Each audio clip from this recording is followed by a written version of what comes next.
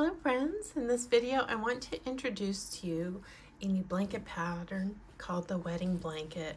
Actually, this is a blanket of love, or love is the inspiration, but I did name it the wedding blanket, and I want to show you some details about it as to why I gave it this name. So this is a baby size, and then I have a throw. And what you're looking at here, these two raised rows are pairs, and that's meant to be two hearts, and this could be a couple, husband wife, or same-sex couple. It can be for a parent, two parents and the baby, their hearts coming together, or if it's for a single parent, the single parent and the baby's hearts. And then sandwiched in between the rows is a stitch I call the love knot. And the love knot is a multiple row sequence, and when you're working this stitch, you'll see why I call it love knots. It's not the Solomon knot, which is actually the true love knot stitch, but maybe we should call it the knot of love. So it makes this beautiful romantic textured blanket. I want to talk to you about your yarn choice, because that is going to impact how the finished product turns out. So this is worked with a large hook. This is just regular acrylic yarn, and it's worked with a 8mm hook, and I've done 20 stitches. This is the full sequence repeat, so it's pretty big. It's 12 or it's 14 stitches in the sequence if you're making a larger blanket, just to be in proportion to the size you're making. And if you make it with cotton, you'll be going down to a 7mm hook. This is the same amount of stitches, and you can see the size difference.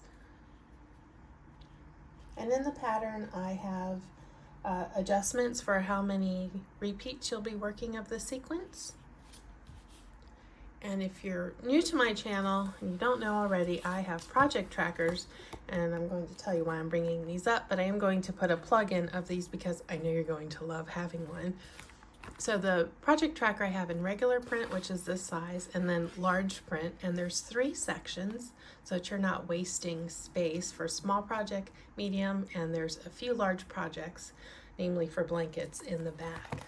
And next to each stitch, yes, I thought I was misspeaking, I put a paper clip so that I know which project I'm working on. This way I can just easily open to it.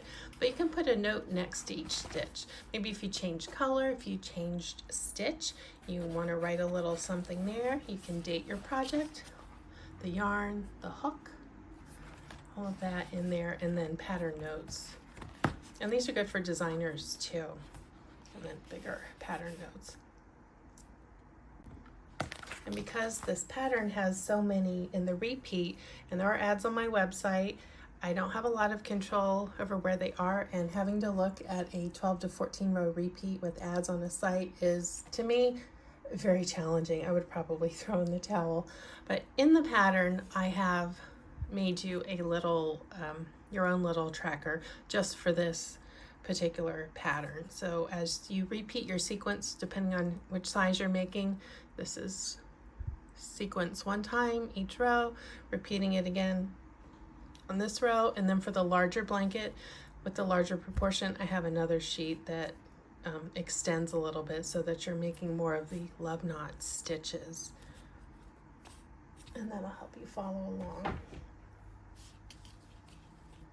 Right, I also recommend in the pattern, and if you've had this problem with acrylic yarn before you give it as a gift, I always like to give it a rinse with fabric softener. This really does change how yarn feels afterwards. Acrylic yarn, when it gets dyed, sometimes when the dye is drying on the fiber, and because acrylic is made from petroleum, if you didn't know that, now you do, it leaves a weird film. That's why super saver type yarns and value yarns can feel a little more stiff. I would not use a craft cotton yarn for a blanket. Use whatever you want, but if you are on a budget and you want to make a blanket as a gift and you are using a value acrylic, give it a rinse with some fabric softener, even if it's just unscented. That's really going to change the drape. You see this is kind of stiff, and then now here, but this, it's just fluffy, pleasant, it lays beautifully. I mean, what a difference, right? And then cotton, I would use a soft cotton. This is Hobby Lobby. I love this cotton, which is a good price when you get it on sale every other week. I make lots of blankets from this. Really nice yarn, shows the stitches well. And also, after it's washed, you've probably noticed with other things you've made, the stitches really relax, and I think they look more beautiful after they've been washed.